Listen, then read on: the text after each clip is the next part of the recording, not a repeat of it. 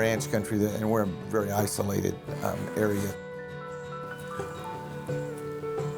I'm married to a rancher, and he's the fourth generation to live on that ranch.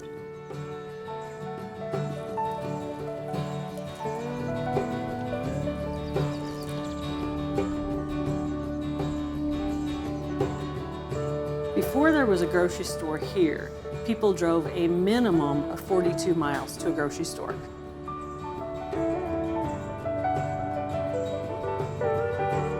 When I moved to town, we had been without a grocery store for 10 years. When you're in rural America, sometimes it is hard to survive, but this community has just always made the stand that we will be here, we will survive, we will keep our bank, we will keep our school. Their feeling is that if a community is going to stay alive, it has to have three things: a school, a store, and a bank, and the store kind of rounded out that feeling. We've had teachers apply to work here, and when they saw there was no grocery store, they just went away. So it's always been in the back of everybody's mind that it'd be nice to have the grocery store again. It actually started as a brainstorming session, I understand, in the school.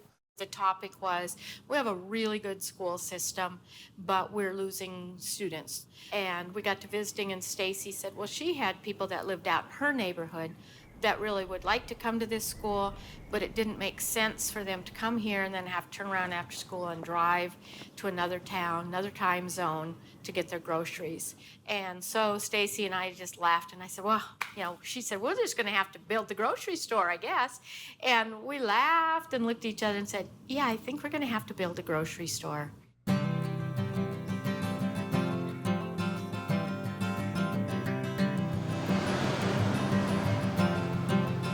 When we talked about other grocery stores being in Cody, I don't think a real grocery store could survive. I think the profit margin is too slim.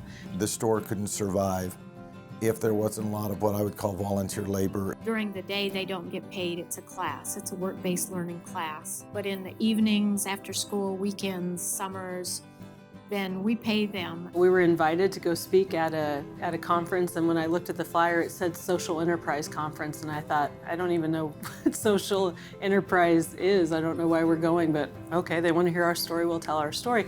So I listened to the keynote speaker, and I actually got goosebumps. A social enterprise is a business whose primary purpose is the common good. Our primary purpose is to serve our community and to educate our students. And when you look at the social enterprise model, it's a government agency, the school, and a nonprofit, and then creating a business, which is the Circle C Market. Nobody is making money on this store. It's going into an account to keep the store going.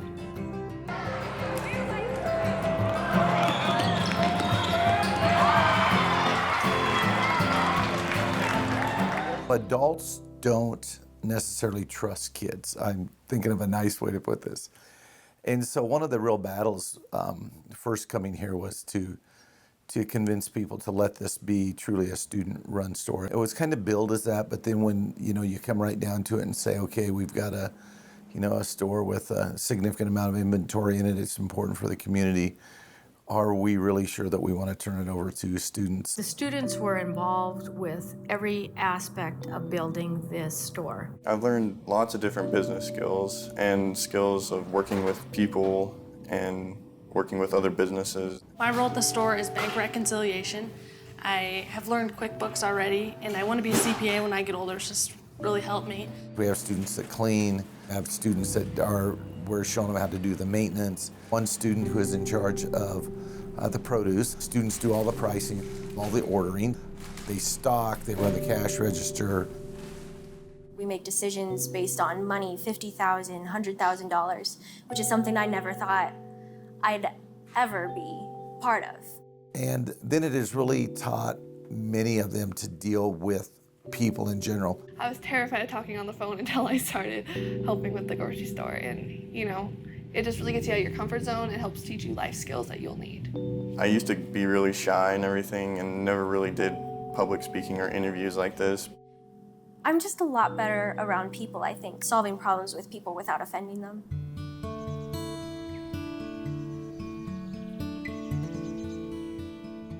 If I could tell every high school kid in America something, I would say, you're capable of so much more than you think you are.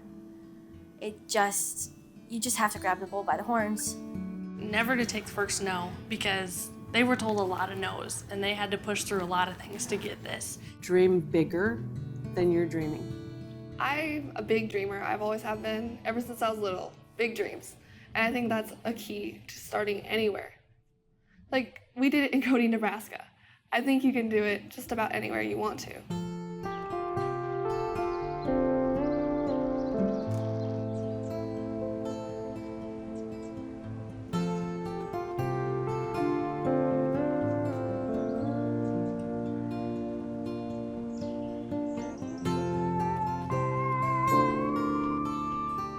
This issue about losing your supermarket actually is a deeper issue about justice for many people.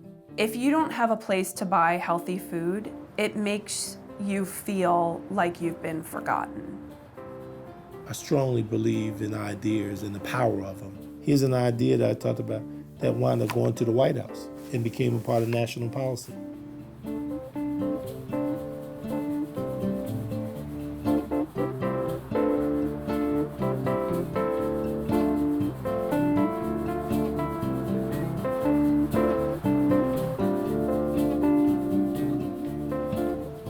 So the Pennsylvania Fresh Food Financing Initiative started really out of something simple called a farmer's market. Come winter, the farmer's market was going to close, and a number of residents started talking about the fact that they didn't have supermarkets nearby. And it really prompted more deep thought on the part of the Food Trust as to why these supermarkets weren't there anymore. Where did they go? Not only did we look at where the supermarkets were and where the people were, but eventually we looked at where the disease rates were the highest. So where are people suffering from the highest rates of what we call diet-related disease? When you isolated that, where disease was highest and where people were of lowest income and where there were no supermarkets, that's really where we started to get people interested in having a focused conversation. A state representative by the name of Dwight Evans, he himself had been a resident, grown up in Philadelphia, and could relate to this problem. He could reflect on the fact that it did seem like there were quite a few areas that were missing supermarkets that should have them.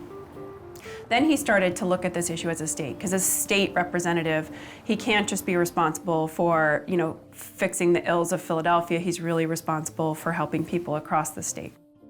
As the chairman of the Appropriation Committee, you have an awful lot of influence and power. When we were at the negotiating table, this was my priority. And it was something that I felt very strongly about, first. And secondly, I chose not to do this in legislation. It was a line item that I used in the state's budget as a way to meet the objective. It was $10 million in 04, $10 million in 05, and $10 million in 06. The state gave that initial $30 million. It was leveraged. So the reinvestment fund matched it, actually in the end 3-to-1, so it turned out to be $120 million. And then they actually in the end also brought some additional funds to the table to get to around $190 million that they could sort of attribute to this project. The number of projects that were created was 88 projects in the Commonwealth of Pennsylvania and 5,000 jobs. So it could go toward a refrigerator, it could go toward fixing the outside, or it could be a massive new store being built from the ground up. But it also had the spin-off effect. The supermarket was the anchor, but there was indirect effect. In the case of Progress Plaza, a large movie theater went in across the street once the supermarket came there. New other stores, banks, hair salons, other kinds of places that then, sort of revitalize a corridor. This idea was ultimately duplicated by the national government and put in the Farm Bill, which they passed, and other states, like 17 other states, duplicated the concept that we had designed here in Pennsylvania.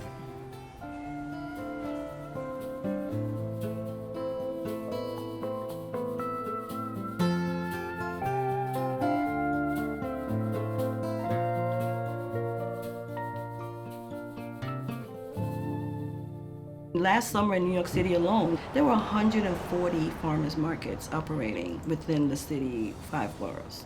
That's a lot of farmers markets.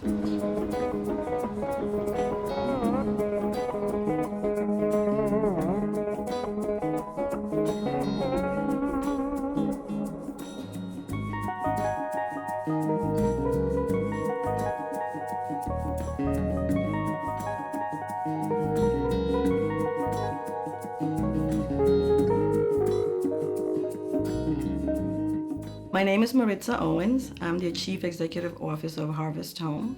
Harvest Home is a nonprofit located here in New York City. We've been around for 7 years as a nonprofit, but for 22 years as an organization developing farmers markets in low-income neighborhoods. This summer, we'll be operating 19 farmers markets. We're in 4 of the 5 boroughs of the city, and we serve about 250,000 customers a year. Having people become ill as a result of eating bad food is putting a strain on our medical system. Most of the communities that we serve, because they're low income, there's a high incidence of diabetes, hypertension, and chronic illness, the prescription for which is healthy eating. What we're really trying to achieve is in areas where there are supermarkets, but the quality of produce is not good, being able to provide the residents with a place that they can go, that they can have access to the same quality of food that anyone else outside of their community has access to on a regular basis. Many of the customers that come to our markets are immigrants. They come from Central America, Africa, and so we've learned that by having cooking demonstrations at the market that exposes them to how to use the produce that they're seeing at the market, it's a win-win for them and it's a win-win for the farmers. Right now we're in the Bronx. We're at the Mount Eden Market. This market has been here now about 15 years. It took about 3 years for this market to really take off. So this market is doing so well that we're now doing it 2 days a week. My name is Joe Morgevich. I'm a 4th generation produce farmer in the Black Dirt country of Orange County, New York. We operate 10 markets a week. We've been doing farm markets since 1997. Our very first farm market was with Maritza and Harvest Home Markets, a market that we still do today. It's called the Mount Eden Market. It's off of the Grand Concourse near the Bronx Lebanon Hospital. Morgevich Produce is one of the farms that's been an anchor farmer at this market. I grew up with them, my children grew up with them. I know their family, they know my family.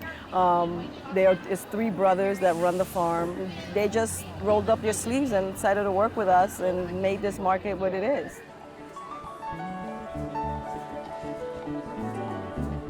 In our markets, there's not a lot of cash because people are primarily on food subsidies. So that's really the engine that drives these markets.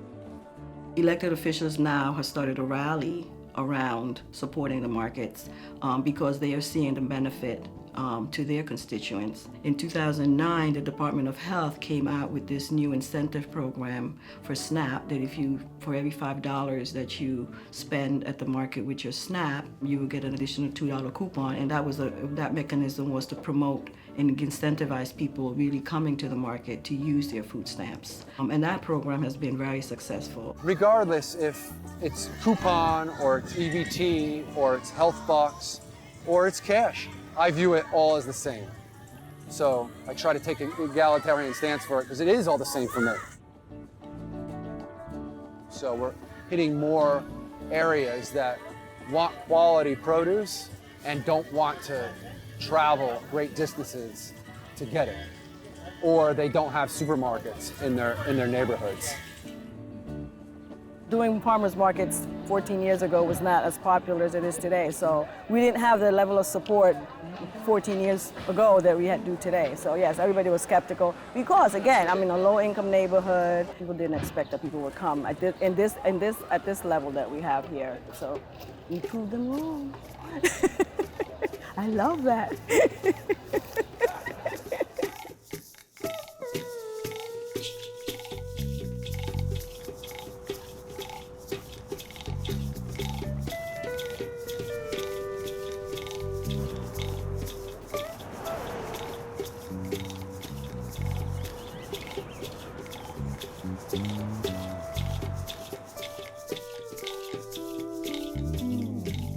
One thing that I've noticed throughout is that people don't know how to properly feed themselves.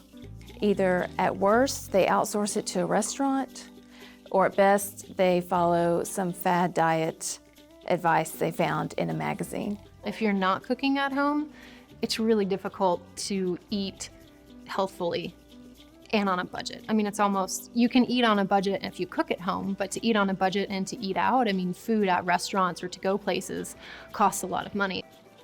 The Happy Kitchen started in the late 90s, and we were running farm stands at the time and in a lot of low-income neighborhoods. And kind of the idea came to somebody that, you know, we should really have a complementing program to the farmers market or farm stands of teaching people how to consume and how to eat and cook, you know, a lot of the vegetables. What we ultimately landed on for the free 6-week series is, and that's kind of the basis of the program, is training people from the community to be facilitators, what we call them, and they're basically like peer health educators, essentially. And so they're people from the community, and they don't necessarily have a nutrition background or even a culinary background, but they have an interest in healthy cooking and healthy eating and serving their community. So now we have about 43 facilitators. I'm Jacqueline Broadnax. I'm a facilitator with the Sustainable Food Center, the Happy Kitchen program. I've been a facilitator in the program for nearly 5 years. I wanted to eat more healthy for my kids and wanted them to eat more vegetables. That's how I initially got started. We're in Texas, and you know, a lot of the health issues are here. I have always had struggled with my weight, and one of the things that I knew would change that would be if I started eating healthier, and that was a better way for me to set an example for my kids. I got into this program because my mom told me that it's an opportunity to help her cook, and I think that it's really interesting because there's so many younger people, and I didn't think that they would be like super interested in cooking. And I expected it to be like this serious class where people were like, okay, you need to do this, this, and this, and this, and if you do anything out of line, you're like kicked out or something. But instead, it's like this really happy-go-lucky class, and it's really interesting, and I just appreciate it a lot. So I'm gonna hand out a few of these salt tubes, and I just want you guys to actually read what some of these things are. Now, I don't know how many of you guys eat ham, but this is how much salt is in 3 ounces of ham. I don't know if you have 3 ounces of ham or maybe more. I don't know if you eat that serving size. We went over how much sodium is in ramen, and I used to eat like a ramen a day, and I'm addicted to ramen, but like it teaches me a lot because I know I shouldn't be eating so much sodium, and I shouldn't be eating a lot of these things that are gonna affect me in the future. We usually have resistance from participants, usually somewhere in the series, but usually by the end of the series, we can see a change. They look at it thinking it's about food, and it ends up being about their health and being a personal journey, because then they begin to realize how the sugar, the sodium, the fat affects them personally. A lot of times people will, think that eating healthy is really costly. They'll spend more money on clothing or jewelry or cars instead of what they're putting in their bodies, and I think that's a lot more important. My goal with the Happy Kitchen is really to teach people how to cook, to show them that they can eat healthy on a budget, and that it's not that intimidating. I think we've kind of relegated all cooking to be from star chefs or people that learned cooking, and it's kind of almost like you couldn't know anything about history unless you had a history degree.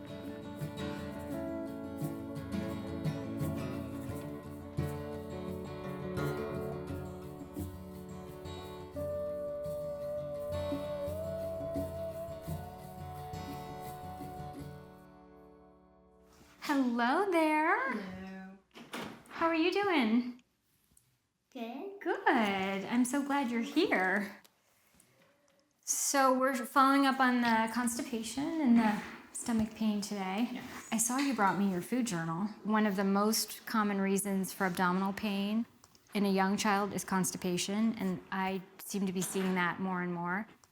And a lot of that, I think, is because of the diet. So the kids are eating this kid-friendly, average American diet, which is very refined, very much fiberless sort of a diet. So many kids that I talk to, they don't have a bowel movement every day, and they really are struggling to have a bowel movement.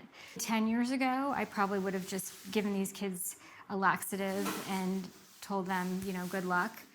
But what I'm seeing though is you really aren't fixing the problem when you do that. So I thought, gosh, I've just got to be able to spend more time with these families, teaching them how to start from scratch in the kitchen, what to have in their kitchen, what to have in their pantry, what tools they needed to be able to cook a good meal for their families. Show me again where your belly hurts, sweetheart. Right there. Feels nice and soft today, though. I hope that it is just her diet, because that's much easier to change. Yeah. And better than having to give her medicine. If we can avoid giving medicine, why not, you know?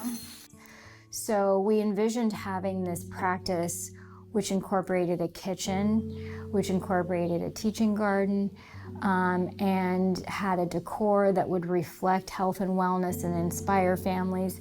And so we opened Young Pediatrics this year. Under one roof, you'll find my practice, but you'll also find the big teaching kitchen here, where we teach our nonprofit classes, but also I very often will bring my patients into the kitchen and I'll show them things that we're making. We'll expose them to foods in the kitchen, maybe after their visit with me in the pediatric side. In these big group practices, you're really forced to see so many patients, and I've been really surprised to see how little patients I have to see to be able to sustain a practice. And it's lovely because I can spend more time counseling on prevention. I'd rather do that than see them sick. And my goal is to have a practice full of kids that really don't need me that much.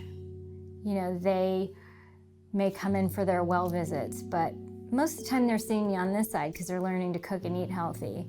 I don't really necessarily want to see them on that side that much. If I'm doing my job well on this side, I won't have to see them on that side as much. I just need to have a much bigger practice, I guess, to sustain this whole thing.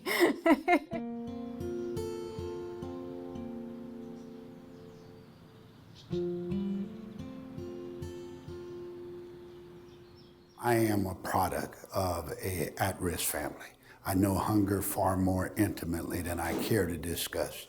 And I made a commitment years ago that no child would be hungry in my district. So Riverside is the 15th largest school district in the state of California. We have 43,000 students and 47 schools.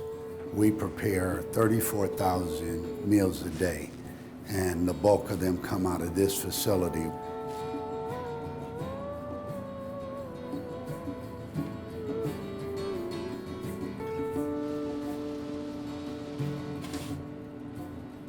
The experts tell us that if we do nothing, 1 in 3 children will contract diabetes in their lifetime.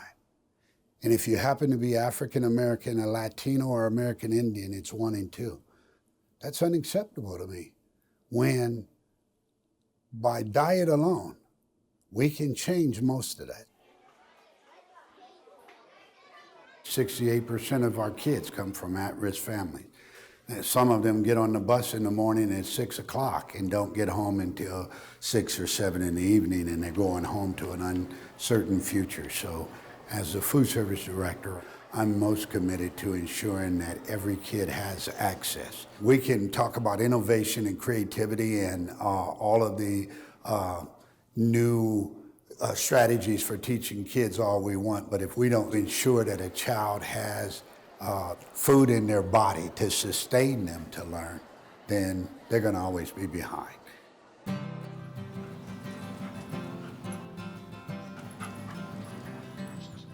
So when we first went to school districts, we did not get a very friendly reception. That was 9 years ago. But I went to Riverside Unified School District, and there's a guy named Rodney Taylor there, who was the one who got it. So it wasn't the reception of, we already have a vendor. It was the reception of, I've been looking for somebody like you. It's about time. And it was just a great feeling for us because it was a validation of all of our hopes and dreams. And he has been one of the pillars and founders of this whole farm to school movement. Farm to School in 1997 was the Santa Monica Malibu School District. It was 3 farmers in South Florida and a school district in Vermont. 3. Today, it's in all 50 states in over 2,000 school districts. 2 years ago, we committed to only serving fresh fruits and vegetables to children. So there's no canned fruits, there's no frozen, it's all fresh. Even on our snacks, we feature locally grown produce. Everything that we do in this school district in the nutrition program is designed around fresh food. So when you ask, how do you get kids to consume it, when that's all they've ever seen, when they come into kindergarten and all they've ever seen is fresh produce, you get used to eating it. And it's going to make a whole generation of children healthier. How do we educate the whole child? I think it's great that little Johnny is going to leave the 12th grade as a straight A student. I think it's a tragedy if we haven't taught him to be a lifelong healthy eater. Johnny might be the smartest kid that dies of a heart attack at 35. In 2005, when we started the Farmers Market Salad Bar here in Riverside, we had 3 farmers. We spent $10,000, and I told you that last year we spent $450,000 on 9 farmers.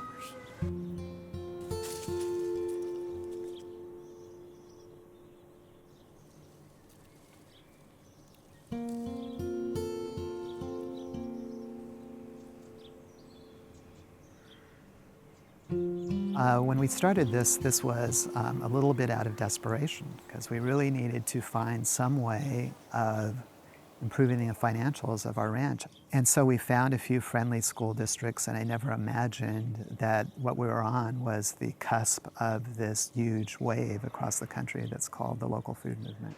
The bulk of the produce that we receive today from farmers comes through Bob Knight. Informally, he developed a hub with other farmers to help them sell their crops, or crops that would go to waste. And probably now more formally, he has a hub. And now I can call Bob not just for his citrus or his kiwi, we call Bob for anything we want. Our customers, they don't want to have to keep track of 30 different growers and what their growing schedule is and what they grow and how available it is. So if the farmers, we can act together and do all the complicated stuff about crop scheduling and all that stuff, do that behind the scenes and just provide a nice, simple, clean interface to these school customers, then that makes it a win-win. And that's what a hub is. And it's basically these growers, 33 growers, working together. We share a common picking team, we share a common packing team, we share our delivery trucks, and we also share what we grow.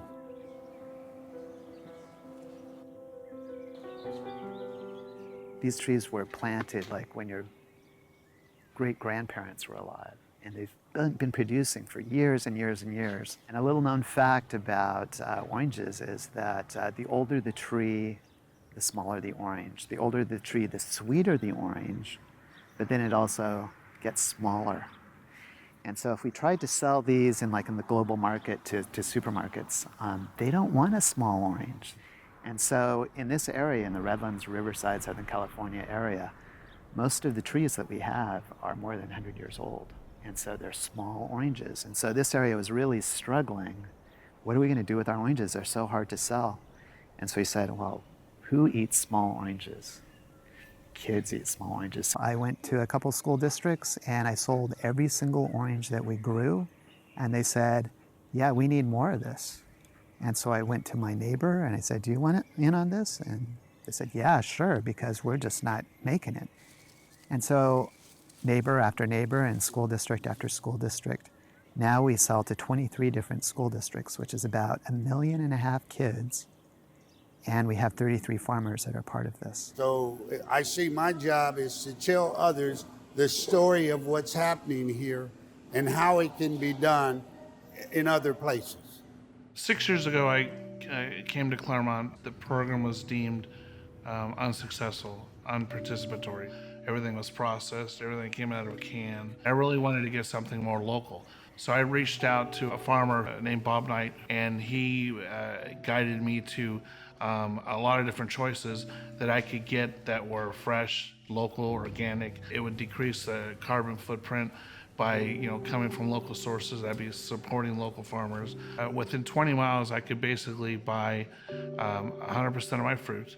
I'd say about half of our vegetables come from a local source within 20 miles. What's kind of special about school districts is there's one person who decides for 12,000 people or 20,000 people, or even our biggest customer has 630,000 eaters. One person decides that. We introduce fruits, melons, crab apples, kiwi fruit, things that some kids had never seen in their life, and it took off. We went from just under 300,000 meals a year to just under 800,000 meals a year. Salad to them actually used to be iceberg lettuce, ranch dressing, and croutons. So when we introduce mixed greens and green leaf lettuces, a lot of them say, well, this is weeds and it's going to taste terrible. Sure enough, in a very short amount of time, the kids took to it. When you look at school food service and you talk about the possibilities, when you talk about what can and can't be done, the limitations are here. 10 years from now, you're not going to have these kinds of conversations, and we shouldn't be having them now. It shouldn't be a big deal that we're buying locally grown food.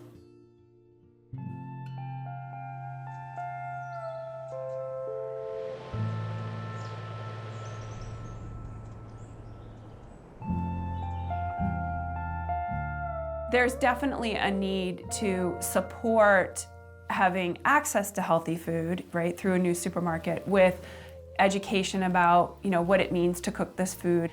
It's a great opportunity to marry the nutrition education with the food access. Cooking and being well is one of the most important lessons we can teach our kids. There is no silver bullet. So kind of all of us across the city of Austin, across Texas, across the nation, we're all working on a piece of it. It doesn't take a lot of people, and they don't have to be important people. They can just be regular people to make a really big difference in a community. I'm hoping that because I'm part of this movement, I can have some sort of lasting impact. Because our ultimate goal here is to help build a more sustainable food system and having more democracy and more participation in that food system. And it's really an opportunity for all of us that all of us can participate in, because all of us eat, all of us have the decision on what we eat and where we get it. It's not a trend, it's not a fad, it's here to stay. We're transforming food not only in schools, but we're transforming food in America.